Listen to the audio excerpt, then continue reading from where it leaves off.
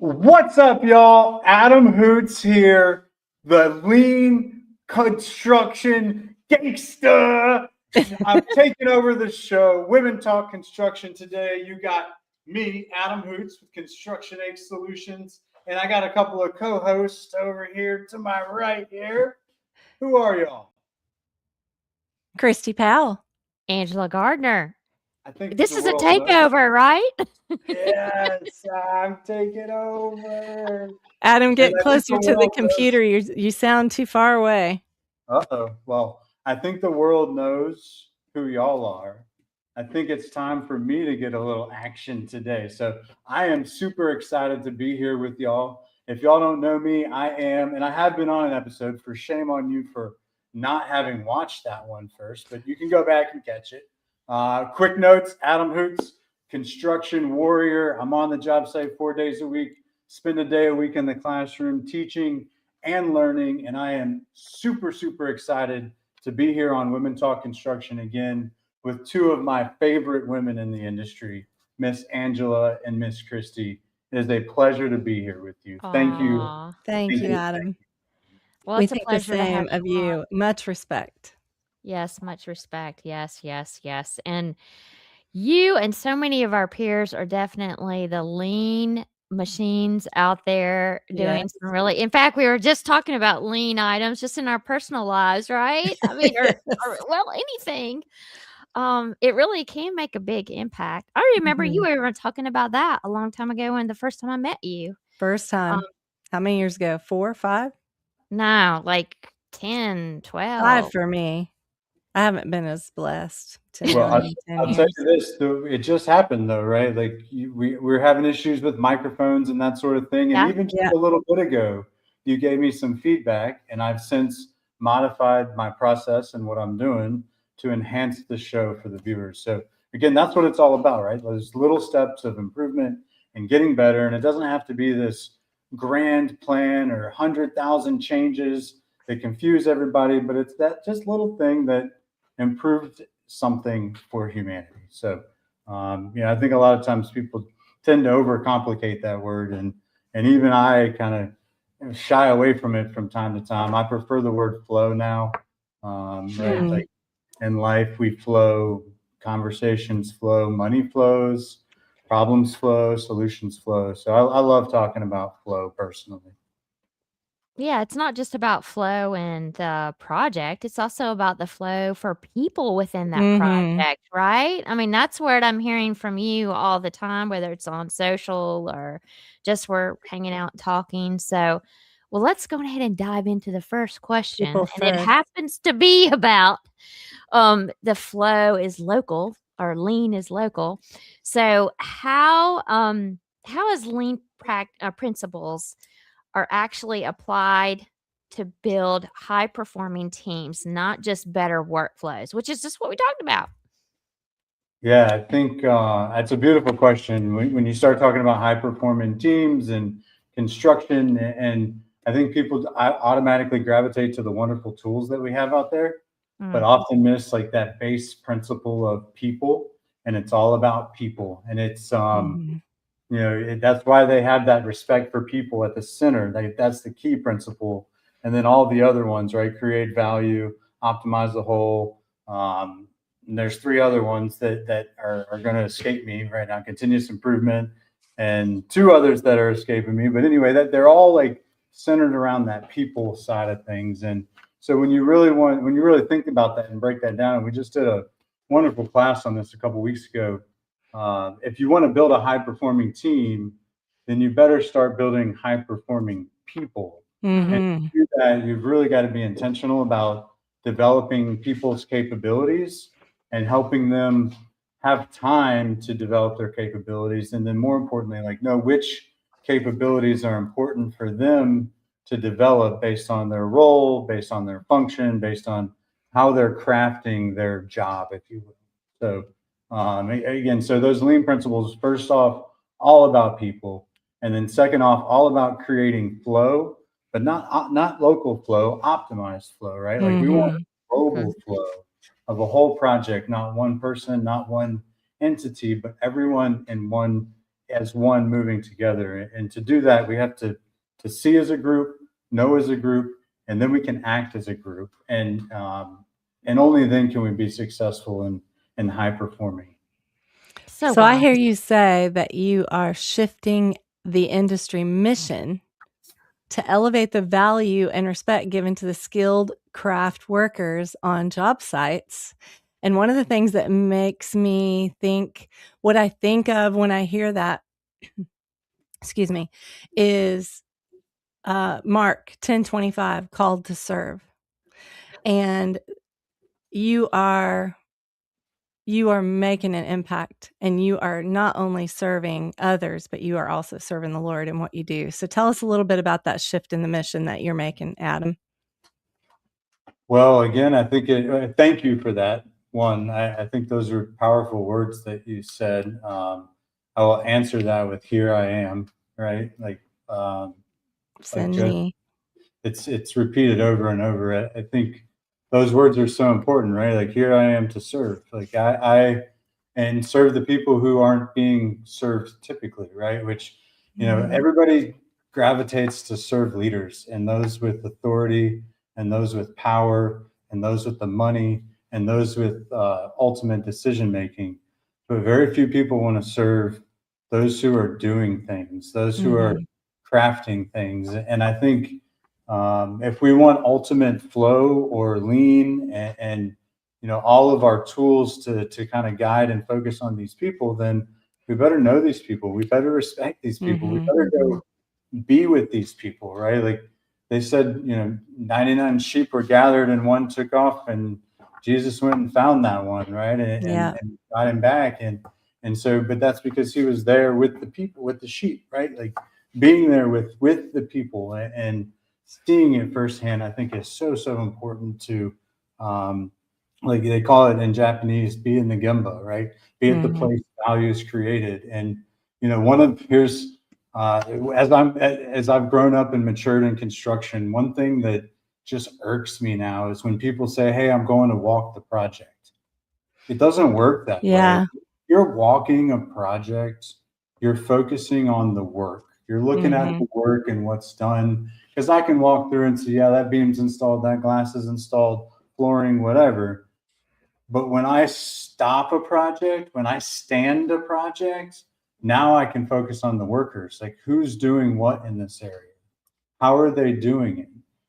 Is there something that they need that can modify their approach or give them better ergonomics? Or sometimes I'll just take pictures of them and then I'll go be like, "Hey, man, I got this awesome photo of you. Do you want it?" And then I'll send it to them. And they're like, nobody gets to Oh, yeah, they love that.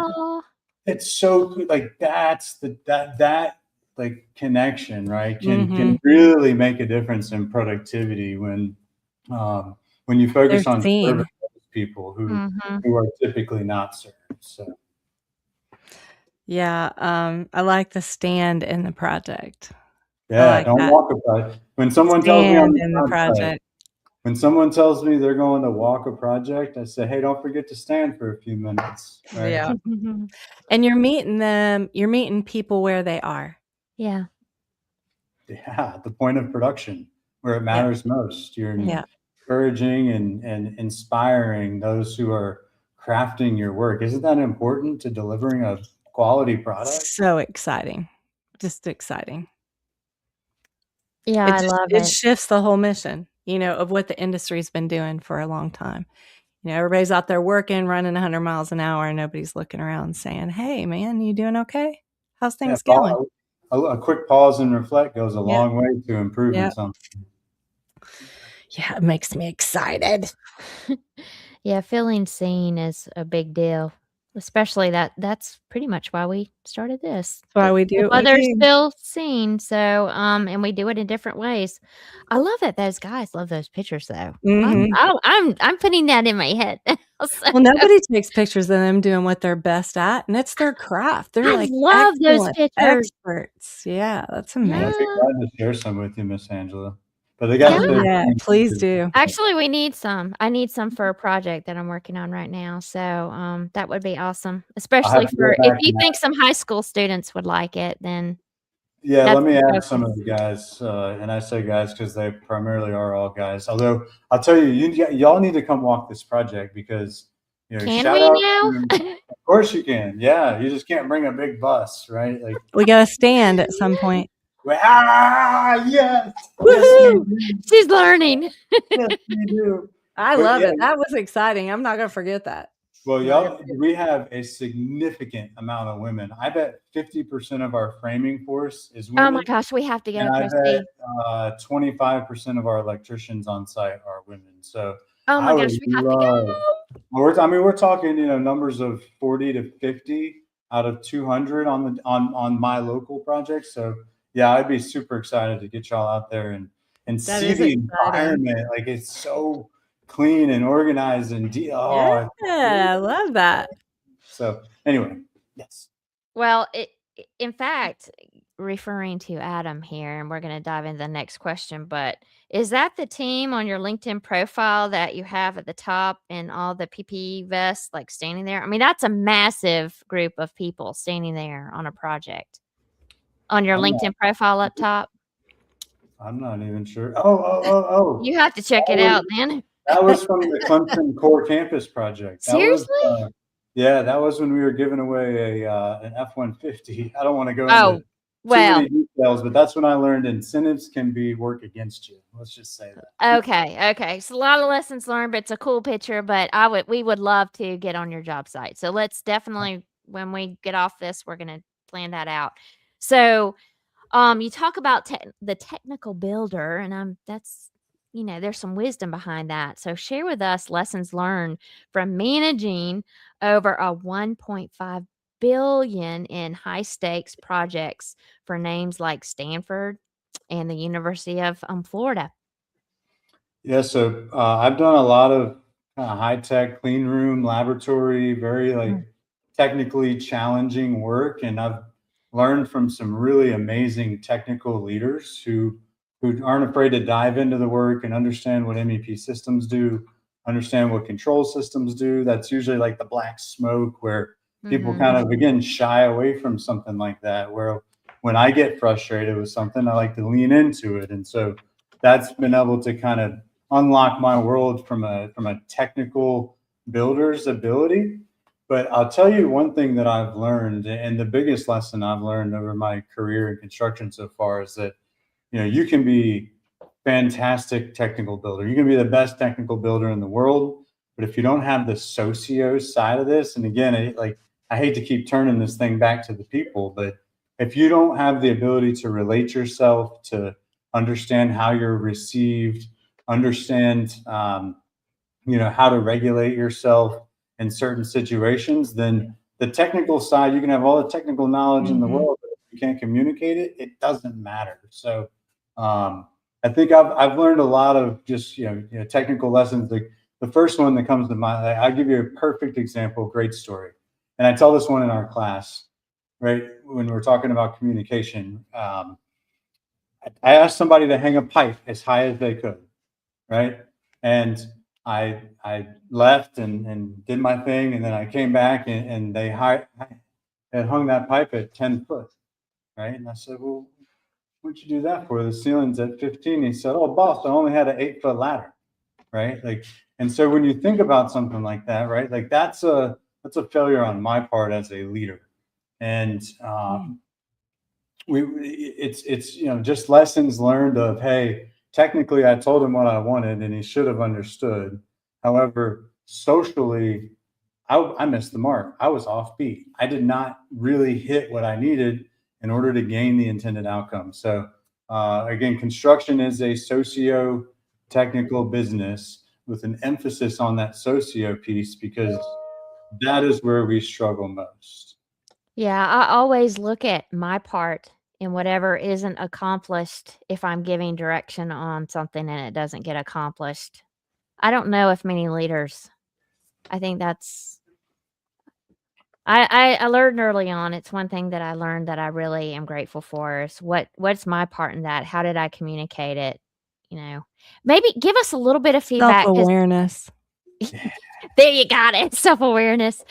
But tell us a little bit, because you mentioned, I can't remember the exact word you used, but how do you deal with it when it's your own internal stress, not having that on others? Because, I've even discovered that a lot now with just some of the things that my body's going through, is how do I not put that on others? Do you deal with that any? And Yeah, God bless Yeah. my wife.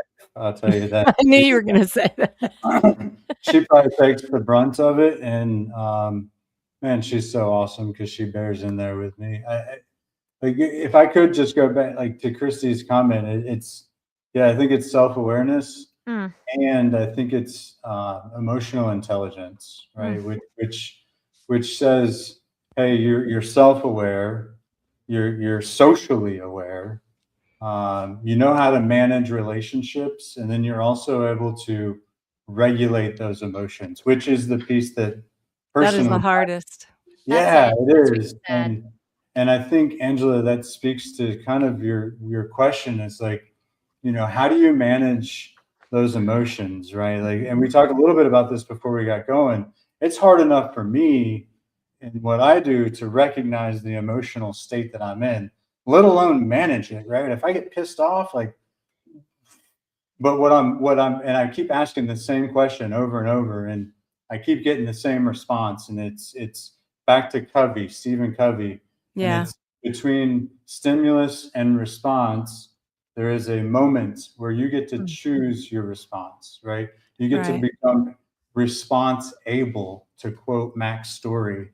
And so again, between when something happens and your response to it, you have a choice, and you can choose to, as Covey puts it, think above the line or below the line. When you're below the line, it's like, I'm a victim and it's happening to me, and blah blah blah. But when you think about it above the line, now it's like happening for me, and I'm the victor, and I can take advantage of it. So again, I'm learning this stuff. I'm like, that's part of my dissertation. Don't think like I'm just learning this stuff with everybody else and trying my best, but I still struggle with the same thing, Miss Angela. Well, I needed to hear that today, so thank you. Yeah, life's tough, and It just being able is. to vent and have somebody there to absorb it is Like huge. Christy? Yeah, I didn't know Christy always Woohoo! phone and take some of that for you, or me, or Oh, yeah. your Yeah. husband, or I'm Yeah. sure there's a million people that would pick up your call. Yeah. Well, I'm going to shift gears. As much as I love that conversation, I think this one's just as effective. How can we bridge the gap and share the construction wisdom effectively for the next generations? Yeah, we're doing that. We're doing it. You So are doing it. we can do it in a lot of ways, Miss Christi. The old dogs, who I represent all the time, every day, I think, there's stats out there that say we're an old dog, Angela. Yeah. Yeah, we are. I'll tell you what, I would love for y'all to come and do one of our training sessions and come teach the old dogs up on topic of your choice. That's open to you. That would be cool. We've got 4 slots open. Yes. 3 slots open. So let us know what month you can come in. It's the 3rd Thursday of every month. But sorry, I didn't mean to interrupt you. I just realized I'm an old dog. Well, we have 5 women that have joined, and super proud. That's 5 out of 45 folks. So we're a little bit better than industry average, but we encourage everybody. Again, the old dogs we're sharing construction wisdom in a few different ways, right? One, through podcasts. We're getting on podcasts like y'all's. I also host the Lean Builder Hoots on the Ground podcast. So those are easy wins to share some construction wisdom. We're also going and helping each other write books, right? With all the wonderful resources we have out there with KDP and self-publishing and being able to talk out the book and then chat GPT to get it and, bounce back and forth to really be able to understand what your message you're trying to get is huge. So helping old dogs write books is a huge passion of mine. We got old dogs coming to college universities. So the Charlie Kirk thing really affected me personally. That man stood for righteousness, period. And that's what I believe. You may not believe that. And I would listen. I would welcome a conversation. But so I want to do it Charlie Kirk style, right? I want to go to a university. We're coming to Clemson March 10th, and we're just going to sit out in the courtyard, and we're going to put a sign up that says CPM sucks, prove me otherwise, or just some provocative type things that are really going on in our industry, or there's not enough women in construction, prove me otherwise, right? Like some things that are really affecting our industry, or some things that children, or I shouldn't say children, students need to know as they're coming into the construction industry, because real conditions can be a bit scary. So it is. It's and still scary. I know that's something you're passionate about too, Miss Christi. So, but we need to prepare. We just need to prepare everyone for what they're walking into, right? Like there are a ton of women. I'm going to get on my soapbox. There are a ton of women coming into our industry, and they're leaving immediately. Yes. And that would not happen if we were preparing these folks. And it's not just women anymore. It's young men. It is folks that are struggling with disabilities. Like they're coming in and they're thinking that they can do it because we're out there touting how great the industry is. But on the other side of things, if they're not prepared for what it's going to look like when they get there, they are not going to be successful. Yeah. Angela, you remember you and Christi both, we were part of the Skilled Trades Alliance, and super passionate about bringing people into the industry. And then I realized that, holy cow, when they get here, they're going to be like, Hoots, why did you do this to me? So I shifted gears, and I've really focused on how do we fix the industry in lieu of, because that'll automatically bring people in. That'll cure the retention rates. And I'm fortunate. I've got a group of old dogs. There's 45 of us. There's over 1,200 years of knowledge in that group who are dying to share that knowledge with anybody who reaches out. I mentioned we're going, we're on podcasts, we're writing books, we're going to universities. Clemson, Mississippi State, we're teaching in universities. One of us teaches in Miami. Another one teaches at Piedmont Community College. We're consulting, we're coaching, we're doing things. So we got our own school group, SKOOL. Y'all can go check us out. That is very cool. Yeah, I've seen that. We're going to check it out. Yeah. Sharing construction wisdom. So. Yeah, we love that. Thank you so much for being on today, Adam. I wish we had about another hour. But thanks to you, we're getting ready to meet Tom Federic. Okay, Federic. And Hall of Famer. Clemson basketball player. Really? Hall of Famer, like for reals. This is cool. Yeah. He was just inducted into the Construction Science and Management Hall of Fame last week. Nice. I've had the fortune of teaching with him for 4 years now. 2 different classes, building high-performing teams and the human side of construction. And love it. The guy's brilliant, and I'm so excited for that. I can't wait. Thank you for the introduction. And thank you for everything you do for the industry. Yes. And thank you for being called to serve. Love you guys. We love you too. Love you.